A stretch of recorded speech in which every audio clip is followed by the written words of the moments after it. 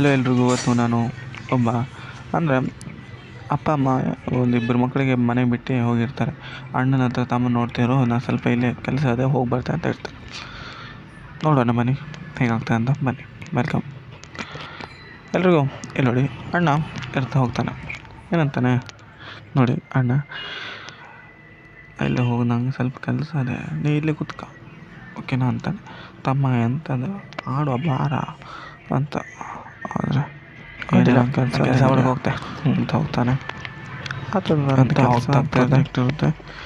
ಕೆಲಸನೂ ಕೂತ್ಕೊಂಡು ಮಾಡ್ತಾನೆ. ನನ್ನ ಕೆಲಸ ಮಾಡೋ ಕೊಟ್ಟೆ ನನ್ನ ತಮ್ಮ.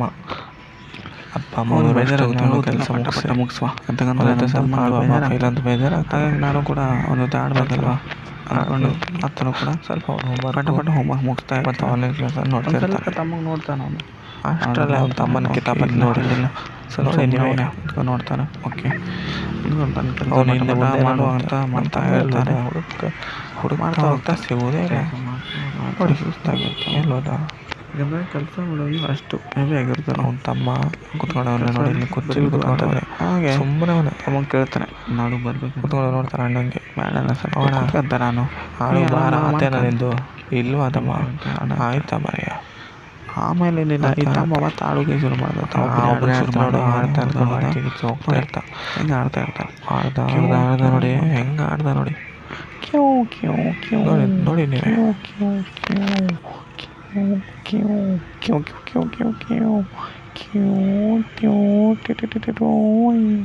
ಅಂತ ಆಡ್ತಾ ಇರ್ತಾರೆ. ಅಲ್ಲಿ ಫೋನ್ ಬರ್ತಾ ಇರುತ್ತೆ, ಇಬ್ರಿಗೂ ಕೇಳಲ್ಲ.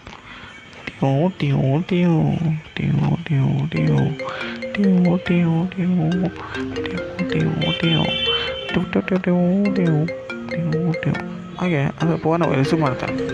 ಅದು ಅವನ ಅಮ್ಮನ ಫೋನ್ ಆಗಿರುತ್ತೆ. ಏನಪ್ಪ ಸರಿಯಾಗಿದ್ದೀರಾ ಅಂತ ಕೇಳ್ತಾರೆ. ನೀವು ಅವನಿಗೆ ಬರುತ್ತಲ್ಲ ಟ್ಯೂ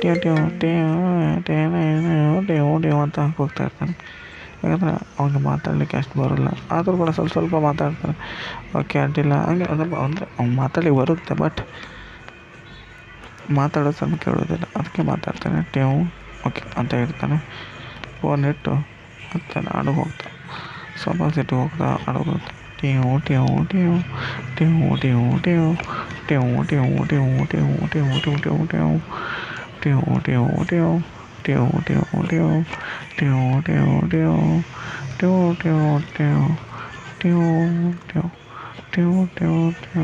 ಅಂತ ಆಡ್ತಾ ಇರ್ತಾನೆ. ಅಣ್ಣ ಬರೆಯೋದೇ ಮುಂದೆ ಅವನು ನೋಡ್ತಾವನೆ. ಬರೆಯೋದು ಬಿಡೋದು ನೋಡ್ತಾನೆ.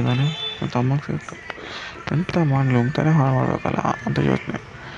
ಬೇಜಾರಲ್ಲ ಅವನ ತಮ್ಮ ಹಿಂಗಂತ ಮಾಡ್ತಾ ಟ್ಯೂ ಅಂತ. Sorry, it's DJ.